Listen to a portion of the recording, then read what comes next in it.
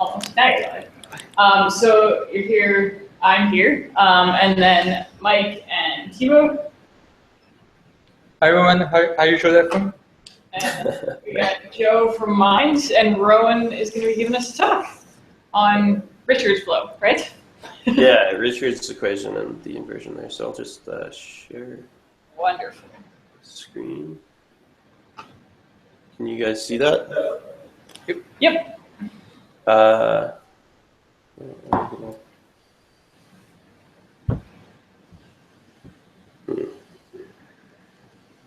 there we go. I'm just going to leave this up. Yeah, sure. Okay. So yeah, I wanted to give like a brief overview of Richard's equation. Joe, I know you're sort of interested in maybe using some of this, and other people have contacted me about using some Richard's equation stuff in the past, and I'm getting around to sort of cleaning this up a lot more, especially as I'm pushing on my thesis. And Lindsay, especially from the time domain side of things, has been helping me push through with some of this refactoring. Do interrupt me, unmute yourself first, it sounds like, and then ask me some questions. So like even just to give a brief overview of sort of where I'm positioning some of the conceptual examples that I am pulling from my thesis. So this is some work that I did actually in my undergrad degree about managed aquifer recharge.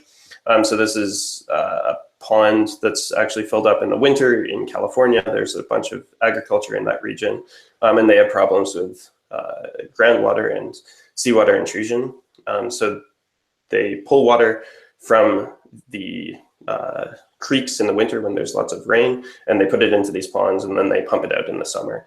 And the idea here is you want to see where the water's going and model that up as much as possible. There's also like problems with clogging in the pond, so you want to isolate those things and see that. Some of the tools that are being used there are electrical resistivity measurements and also distributed temperature sensing. And so you can get sort of these maps of conductivity, which you can change to estimates of saturation over time. And so this is some 1D probe results of saturation estimates over time. And so like the conceptual model that we have here is that there's some clean sand, there's this fines impacted, there's also this clogging layer sort of that is introduced over time, and really the DC resistivity measurements, because they're being collected, I think like every 18 minutes, you can sort of target those things and have like a remediation strategy that is developed based on knowing all of the information. At least that's the idea. And Rowan, for that conversion, is that's typically like an Archie's law relationship, or? Yeah, exactly. So you can sort of see some of these numbers up here. So this is like two sort of high and low estimates of saturation, where we're just like toggling parameters on and off on Archie's law and fiddling with them. Yeah, so there's obviously unknowns in the conductivity model, but then there's increased unknowns, which you can sort of constrain your bounds on that based on literature estimates or based on soil samples about the Archie's parameters that you would use to transfer to saturation. And then ideally, sort of the next step is actually combining some of the DC resistivity work with the vadostone estimates. So combining the two of these physics together to get sort of a combined model of the subsurface. So hopefully some of the flow is feeding back into the DC and stuff like that. So what I have been investigating is Richard's equation and programming that up in SimPEG. So there's sort of this saturation over time is what is driving your equation. And then you have this diffusion term, which is based on your hydraulic conductivity, which is this K value. And then you have an advection term, which is based on gravity. So it's pulling you down.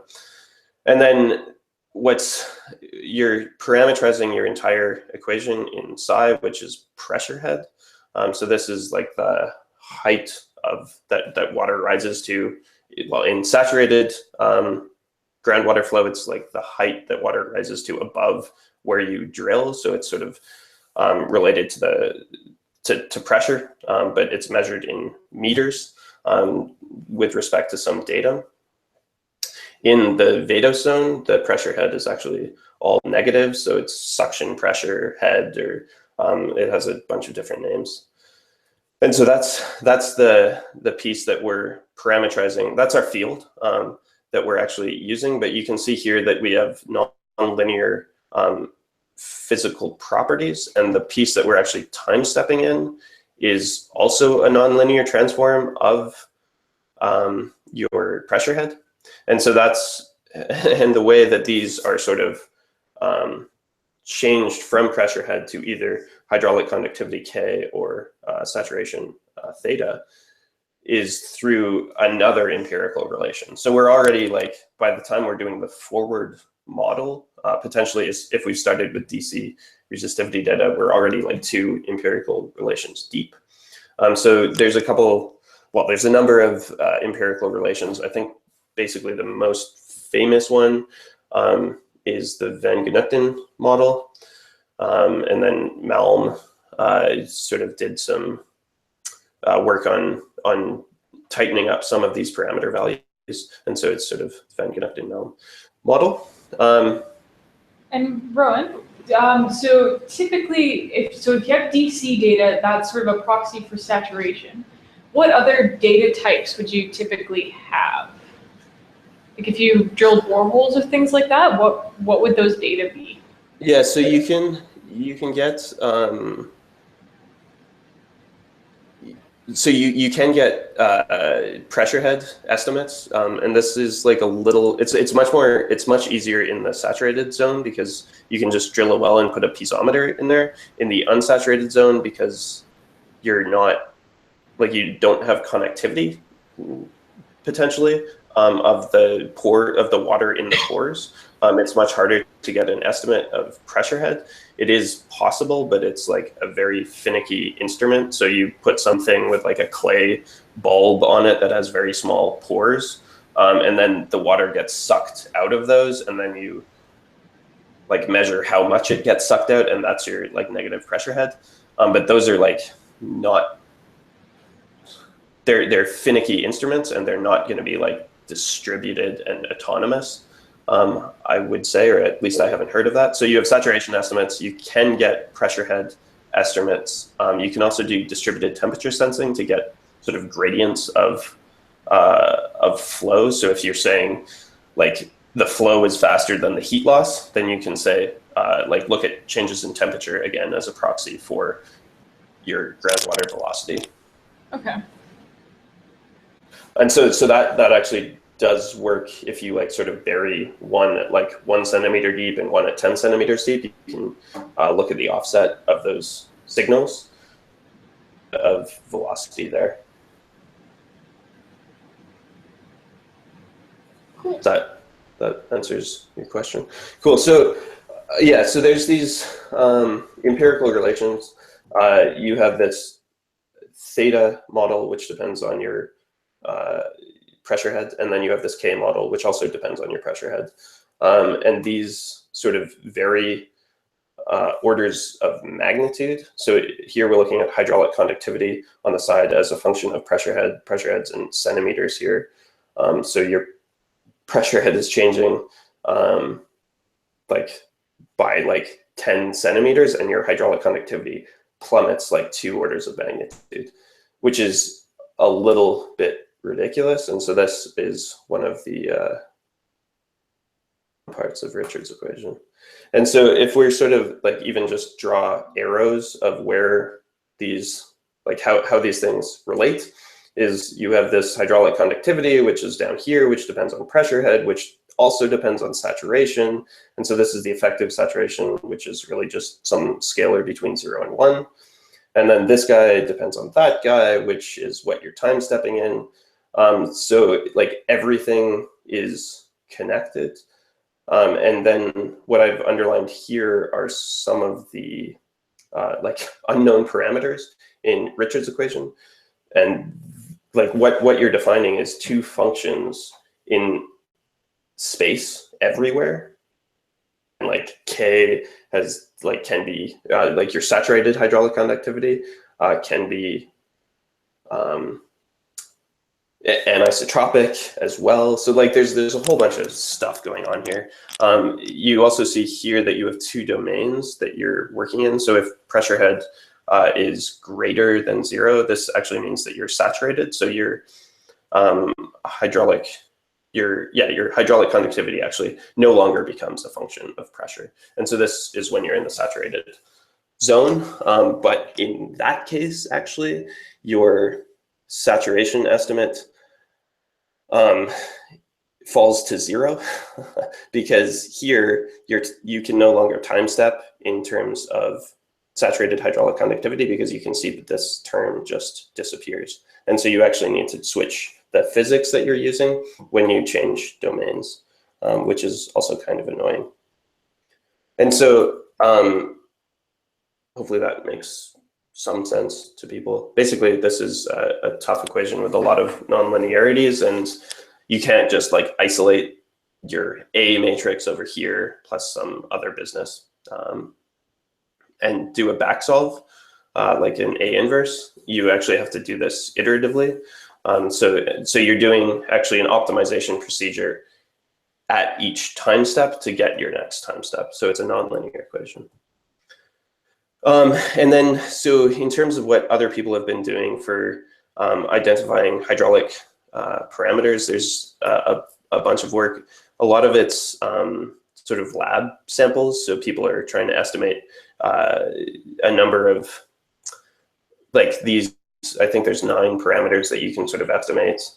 6 or 4 or something are standard.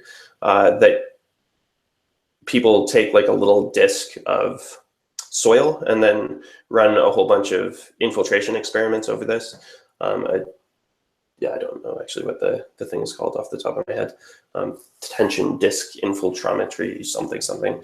And they're getting the sort of those 9 or 6 parameters over this and are doing some inversions on that. The way that they sort of usually are doing this is they have a black box Ford modeling code and they're running some something like PEST on top of this. So taking a derivative approach, like a finite difference approach for the Ford model.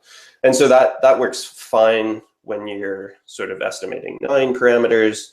It thousands, but when we're thinking in this DC resistivity world where we have time-lapse measurements over a year, that's so, and they're also spatially large, that's like not going to work because you'll have like hundreds of thousands to tens of millions of parameters that you potentially want to estimate.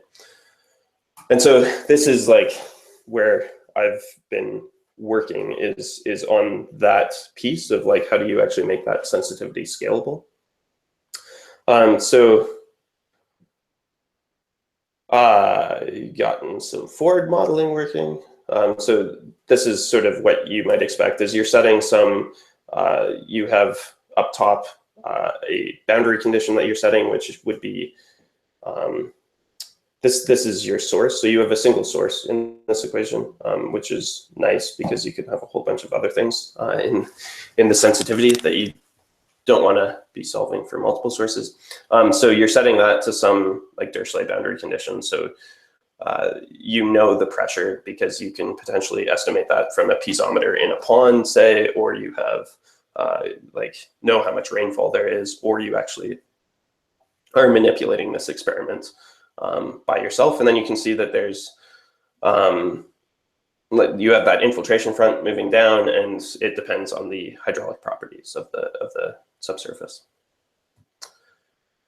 So I guess this is where so that's the lead up, and then I kind of want to let you guys know where I am right now and what I'm sort of working on. And so we have this equation here. This is Richard's equation again, and we have the Van Gunchten model, although this empirical model can change. And that's also, like, there's the Haverkamp model. Some people just use splines, but you have some way to get between saturation and pressure head and hydraulic conductivity and pressure head. Those are the two models that you need. So we have like Richard's problem, and I can go through some more of the math. I have that copied somewhere below. But what I maybe wanted to show you guys here was some of the stuff that I'm working on with injecting this properties stuff into here, so that we can like name these things as arrays or as booleans. So we're like showing messages if it debugs. Here, the method that we can have is mixed or head, and that's just a different sort of formulation. It depends if you're taking like the chain rule in the continuous space or in the discrete space. One of them's mass conserving, one of them's not. And then the nice thing about this, yeah, someone's. Yeah, I was just going to ask you if you could clarify what the mapping is referring to.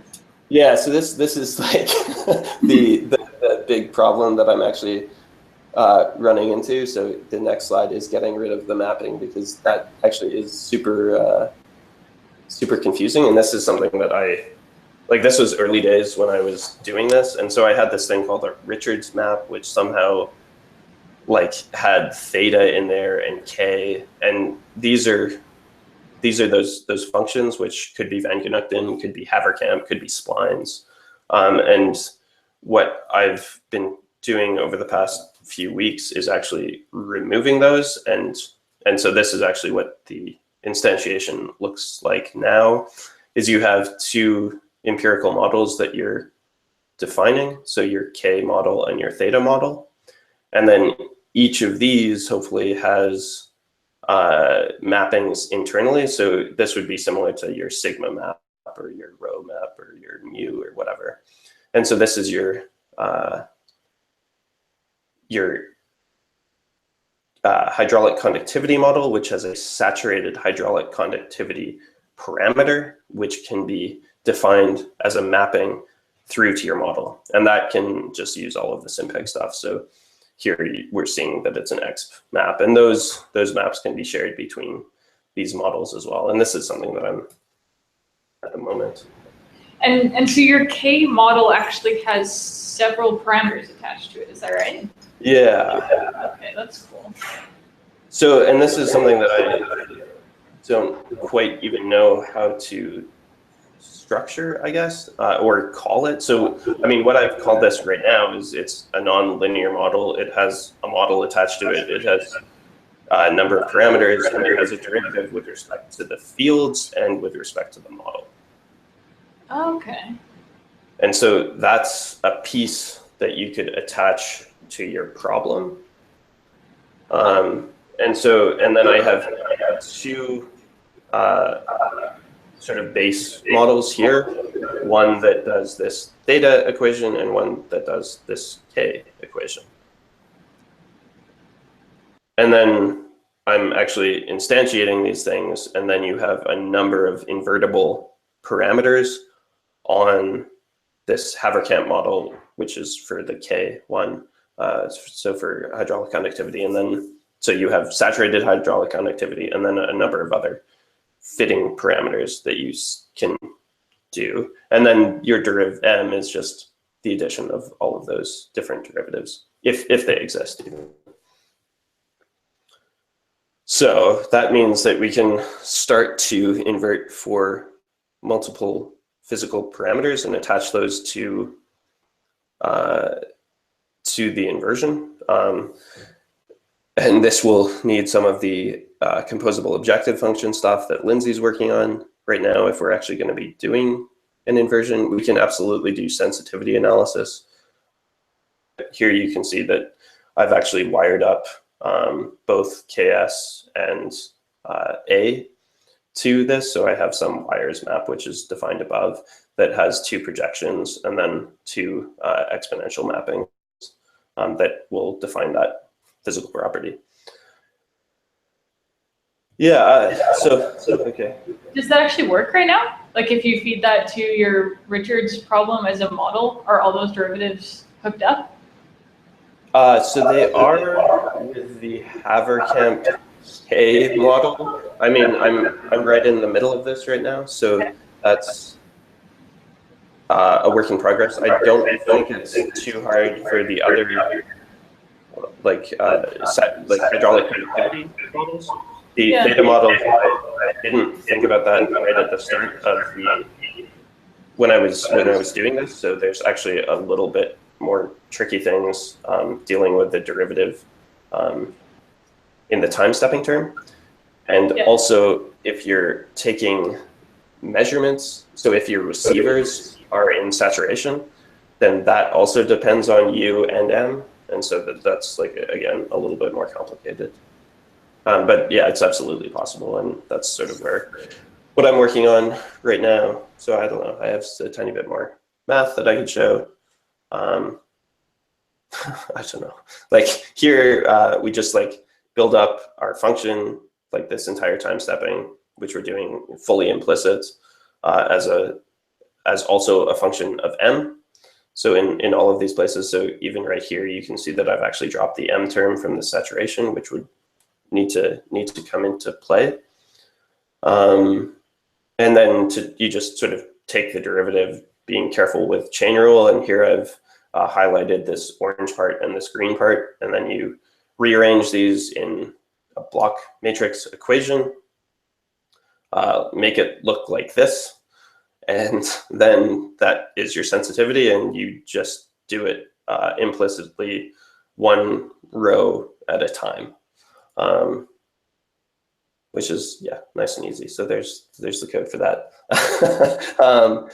Yeah, so the inversion is working. I've gotten some 3D, 1D, 2D, 3D inversions. I need to clean them up and actually get them sort of out onto the SimPEG example site. One of the things that I've been playing with is inverting for saturated hydraulic conductivity as sort of that one parameter that we're messing with in the inversion. So you can have your true model, maybe two different, like a sand and a loamy sand is what we have here. Here we're assuming everything is sand, and we invert for only saturated hydraulic conductivity, so only one of the 6 parameters. And we do like a decent job of like recovering the saturated hydraulic conductivity, at least spatially, and at least sort of the shape of it. But here we're actually not doing a very good job at fitting the data because we're making some pretty crippling assumptions, especially when we get like sort of, this is time, so at sort of a receiver depth of 150 centimeters. And so when we get to the bottom of our model, so that infiltration front, when it gets all the way to the bottom of our model, like you're just integrating that error over all of those assumptions that you made, which were completely wrong. So we're not getting the right functional shape in each cell, but that's sort of, yeah, I mean, I think you need to temper expectations of what you can do in 3D. And so I think where I'm going with this work is really trying to expand on the sensitivity analysis. So looking more at what parameters should you invert for. I think there's a possibility, especially with these composable objective functions that Lindsay and Joe are working on, is like inverting for multiple of these things, maybe doing some sort of coordinate descent or trading off between those. So that's sort of, yeah, where I am with Richard's equation. Is there's some scalability that we've injected into the sensitivity, and now it's about playing with those pieces, and hopefully other people can find those useful as well.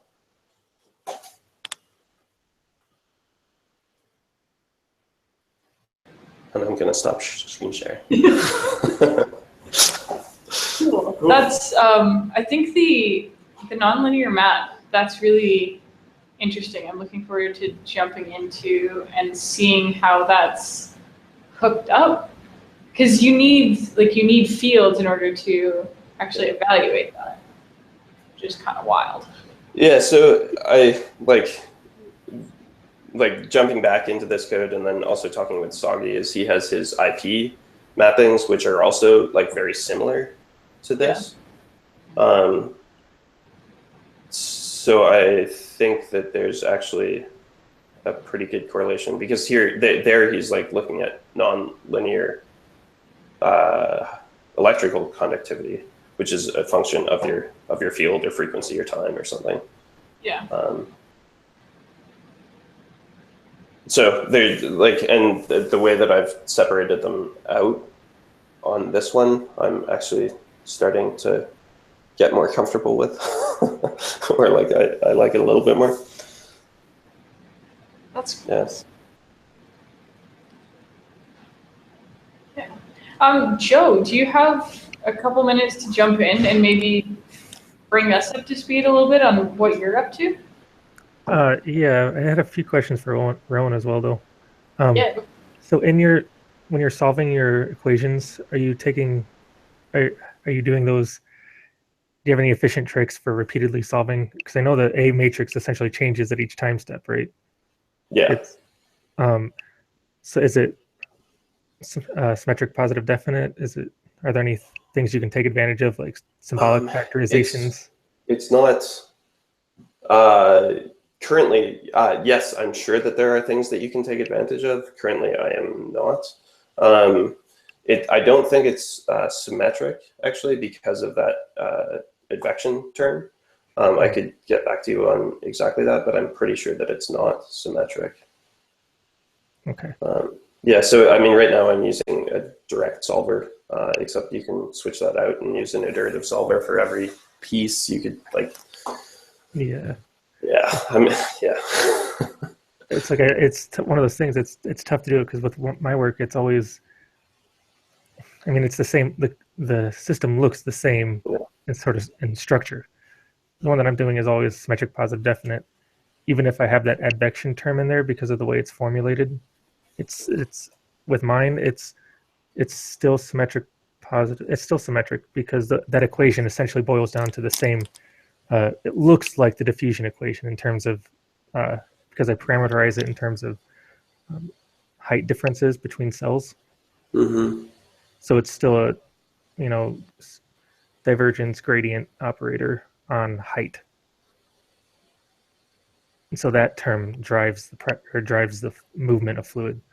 So I still get symmetric stuff, but I'm just trying to look for good ways to solve that equation repeatedly with different things. And the only thing I can think to do is a symmetric or a symbolic factorization that you can just redo it over and over again instead of having to redo that part. So. Yeah, I mean, that would be wonderful to have more of an in-depth conversation, and like you can take a look at the matrices that are coming out of here as well. Mm-hmm. They're actually pretty easy to isolate. And if you already have some of that stuff, I would absolutely be keen to implement something similar. Okay, and I think we can get something like that with Paradiso does a symbolic step, right? Yeah. So, interesting. Okay. Don't have anything to show for my stuff.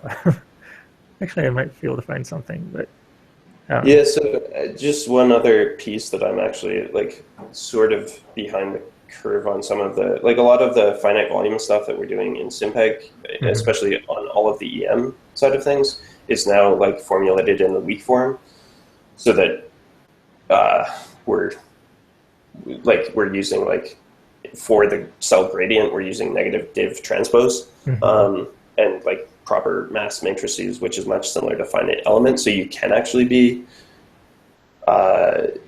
like guaranteed to be sort of symmetric on my side of things, especially with the weird boundary conditions as well.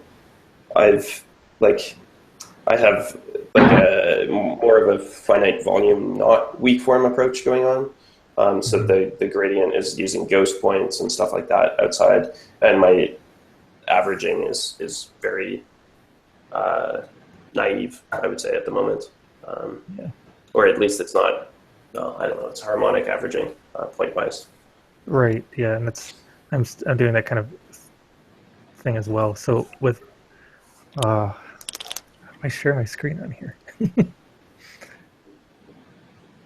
Anyway, so with my two-phase flow models, I'm solving for pressure and saturation, Mm-hmm. and I have similar nonlinear equations going on, but at least it's all the same thing that's happening at all the time. Like it's the same physics that are happening all the time. Oh, yeah. And what I see in yours is that you're switching between single phase flow and the saturated zone. That's essentially Yeah, what that equation goes to, right? yeah, it is, except I also have not expanded that. So like most of my examples right now are not taking that into account either. So like it's only Vedoson-Richards equation flow. And so if you become saturated, like it actually becomes like the physics is not correct.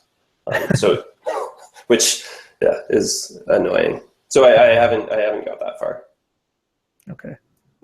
Yeah. So my system is parameterized in terms of the permeability and a nonlinear mobility term. So the permeability is kind of analogous to your saturated conductivity. It's just like a static parameter, and then the mobility is a ratio based on the ratio between the two fluids and saturations between the two fluids and how they interact with each other. That's where the function for hydraulic conductivity comes in on mine, and I have to do a sort of upwinding process on this term itself because it's biased in the direction of fluid flow. So I don't know if I have to sit down and actually come up with these derivatives and how this matrices work out, because I can define that mobility as a function of two parameters, and then I'm using just a smoothed comparison operator type of thing to determine that. But yeah, so then I take all these equations and I'm applying them to time-lapse gravity. So saturation differences cause differences in gravity, and that'll give you more of an information of the distribution of saturation in time. But it's that same kind of map from porosity and saturation, pressures and fluid densities to time-lapse gravity. Yeah.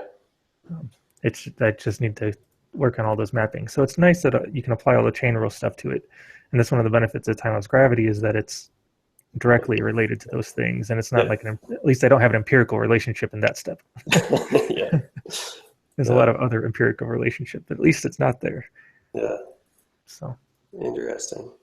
And then I've recently updated at least what I was doing, because I've been lazy with the sensitivity matrix and I'm still solving it for small problems. I've just been throwing a bunch of computers at it to calculate it in finite difference approximation, which works out well. I mean, it's a good thing to test it with it to make sure that it actually works ahead of time. So I've done it with permeability and porosity terms.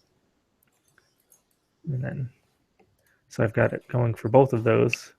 And I'm also using a fuzzy C-means objective function to link those two parameters as well. Cool. Right. That's something that would be wonderful to have in SimPEG. Yeah. I'm definitely going to be pushing more towards it like over the next month. So we finally got done with our sponsors meeting. So cool. Like I had a lot of push towards my stuff in the last 2 weeks. Nice. So, yeah. Joe, maybe we can connect on the composable objective function stuff in the next week or two, because that now sort of really opens up the door to incorporate some of the clustering. Yeah, so I think we've done the very first pass implementation of it. Yeah, I looked over that. It looked reasonable. I mean, it's about what you guys had in mind, right? It's my thought when I put the other thing up there was just to get an idea of where to start with it. Like obviously I knew the lambda functions wouldn't be pickleable. But even though you can dill pickle them. Yeah. I love that module. Yeah. Yeah, that's definitely connect on that, and it's especially when you're inverting for all those parameters with the Richards equation. It helps to have something to link at least distribution shapes and Yeah, cost gradient exactly, times. exactly. I mean, that would be hugely helpful for me. I think so. My plan forward is like doing some more sensitivity analysis now that I have the sensitivities for all of these parameters, and then potentially after that is doing some larger inversions, or at least multiple parameter inversions. And for that, like the C-means side of things would actually be amazing, because we have, or like there's all sorts of literature published, like distributions that are all over the place, where you like go out and sample those, and that's like your clusters in space that you should be regularizing towards. It definitely helps, and I mean, I got some decent results when I was doing it myself with my permeability and porosity. So it definitely, there's means to go. It's just there's a lot of little cogs that have to go into place with it as well, because one of the things that's in that term is a distance measure between your cluster center and your pair of model parameters, and you can unintentionally bias that if you don't measure the distance correctly. If you measure it like an L2 distance, your parameters are over much different scales, right? Okay. Yeah. So it'll bias one so it's parameter. anisotropic, basically. Yeah. You need to take account to the fact that you don't want to bias one measurement over the other. So you need the right scales on each one. So that's interesting. And then, so it's like you need to move to like an elliptic distance measure type of thing. Yeah. Or like normalize your stuff first over known ranges. Yeah. And then, how are you? Do you have to impose? I'm assuming you have to impose some sort of positivity constraints on like hydraulic conductivity in your inversion, or do you have to? So I mean, I'm inverting in log conductivity, so I mean that does it. Yeah. So and that's actually just done through like our standard mappings. Are there any other positivity constraints in the inversion, or just feasibility conditions at all? Like, so saturation obviously has to be between 0 and 1, but that's kind of taken into account by the way you solve the equations. Yeah. On any of the other parameters, are there sort of limits? Yes, there absolutely are. I was running into that a lot yesterday in testing. so yeah, those aren't like they're not well defined either. Like your equation just ends up breaking at some point. But like, I don't know, Rich's equation. Like, I mean, like look at the Wikipedia site for Rich's equation, and they basically say don't use it. So, or they say that it's like a good mathematical example for like applied math people. Yeah. People do use it in one dimensions, but 3D is rare actually. Is it just because it doesn't define the system very well, or because it's tough to solve it? That it's tough to solve, and also the parameterization. Like, I mean, the hydrologists don't know anything really about the distributions of parameters. Like you're making everything up, and so it's easier to make stuff up in one dimension than in 3 dimensions. So yeah, here I figured it out. Yeah, this one. So what I'm talking about with my equations here is, this is the mobility term. Right? It's also a function of pressure because it uses pressure to determine the direction of fluid flow. Yep. I'm just kind of hiding that in there. This was like a really simple presentation from my sponsors meeting. And it's the same kind of form up here, right? This is actual pressure and it's not hydraulic head. Though you could get the same thing by just dividing out by rho GH or whatever. Yeah. But that's essentially what's going on.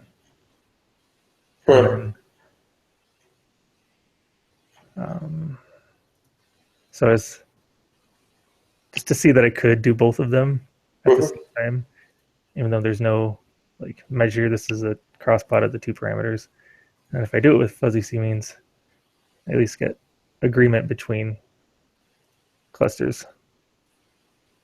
And this is closer to the original model. So I'm trying to do. That's the original model. So with fuzzy c-means, you can control a lot of parameters to kind of push it to those values based on how well you know your petrophysical data. And I was also using this to show some of the limitations here, which you probably have as well, and that you only have information about where things have changed. Yeah. Yeah. So in this example, the saturation never changed in this zone. Got there. Yeah. So there's no information about that area.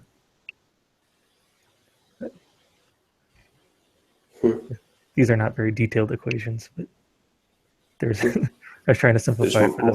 More into it for sure. Yeah. So cool. That's what I got. Yeah, I would be like super interested to use the fuzzy c-mean stuff. That would be cool. So yeah, let's maybe connect like later this week and next week. I don't know, sometime, and we can push on that. We can do that. Awesome. Yeah. Awesome. That'd be great. I'll be sitting around a lot this week. So I'll be traveling a little bit, but I won't have much to do once I'm there. So cool. I'll be able to sit around and work on stuff. Which is my plan. Awesome. Cool. Lindsay, is there anything else you wanted to talk about now, or anything else that's I guess maybe like a couple things coming sort of down the pipeline. Or one correction from last week. You corrected me on the octree stuff. We can do non-cubic cells. I just had not seen an example of that, but it does work. It's tested. And so with the octree stuff, we're working on getting the regularization up and running. There's a very first pass implementation, which I'm pretty sure won't work yet because I don't think it properly handles hanging faces and like cell size changes. So like, yeah, you can try it, but I'm pretty sure it's gonna break. So that hopefully in the next like week or so will actually be a little more tested and usable. Other things, the EM code is now hooked up to invert for mu. It's sitting on a branch right now, just undergoing a bit of review and some refining and hitting it around, but it's something that we can play with, and I'll be excited to connect with. I know Dom is interested in doing that, and so another toy to play with, which is always good. And then the composable objective functions, and I think that is reasonably high on the priority list. Because yeah, it would be fantastic to start working with some of the c-mean stuff, which means we want to be doing joint and looking at multiple data types. So that's first pass implemented for just the regularization. Haven't done anything for the data misfit. What I would like to do first is go back and implement properties in the regularization. And so that's something, that I think needs to be done before moving on. Yeah, so Joe, I guess, and there, like I was showing some of that of how I was implementing that in the Richards equation stuff. So being sort of declarative about what you should actually have to serialize. So this is working towards, again, sort of a parallel implementation that is much so that we can serialize in data class or a problem or something like that. And there's stuff going on behind the scenes on the properties side of things to actually make that a lot easier. And Franklin gave a really good talk, which you posted. Yeah, so that should be on either like properties pi on the dev docs. It's also in the Slack channel. Okay. Yeah, Joe, I'd be interested in hearing your opinion on that library, actually, especially with regards to serialization and parallelization and stuff like that, and moving towards that side of things. And then Kutney and Thibaut, I had sent an email forwarded to you about someone interested in using the MT stuff. They were looking at getting they wanted another example So like if you want to get back to them and have something. I'll respond to that. Thank you.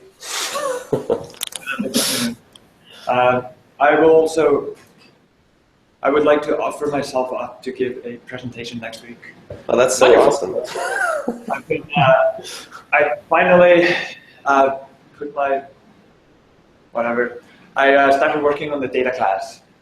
Nice. So I've now implemented kind of what we talked about in terms of having the standard deviation and a floor associated with the data class and other things like that. And since I was doing that, I went and updated some of the natural source plotting stuff. So I would kind of like to, I guess, show that to you guys and kind of Awesome. get that out there. Perfect. I think it's, at least for the natural source stuff, it's like fundamentally better. Just so much easier to work with and having everything there instead of having like multiple vectors like floating all over the place. It's just all in that data class.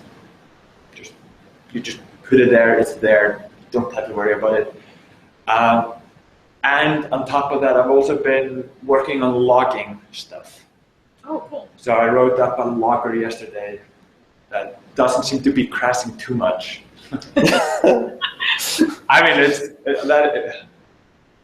There's some finicky things with the logging module. It's super powerful and it's super easy to use. I started using it yesterday and I wrote up just a SimPEG logger class. It's all on my same natural source development brand currently, but I'll try to maybe organize that or just push it on. Could you maybe outline an issue where you talk about like what your thoughts are on that? Sure. That'd be awesome. I can outline it now. Yeah. We should not be printing, we should be doing something else. I think anything other than printing is better. Yeah. So, there are tons of ways to set up the logger, but I think the most important thing for the logger is that it has to be simple enough for people to use it, and it should just be built in. You should just use logging. Yeah. And then if you want to do stuff, it just should be there, and you should be able to do stuff, all kinds of fancy things. You can do, I don't know. If you go through the advanced cookbook, you get a headache, and you just spin around for a while, because there's so much socketing and all kinds of things that If you do write an issue, I know that Brendan has been doing a bunch of stuff on logging. He would have some comments on that, and because he's learned a lot in the past, 20 years. This is really driven by the fact that I needed to add more print statements into my code, and I was just, that is stupid, and I'm not going to do that. Yep. For sure. I tried it. I've been running a couple of examples now, and just logs. You get a log file, and you get it into your standard output if you want as well. And writing, it's just, you just have self.logger. What kind of log you want. So cool. Right on. So yeah, Gutney is on for next week. Data classes and loggers. That sounds great. Cool. I gotta run. All right. So I'll talk to you guys next week. All right. Have a good week. Sounds good. Thanks for nice to talk to you, Joe. All right. Bye-bye. See ya.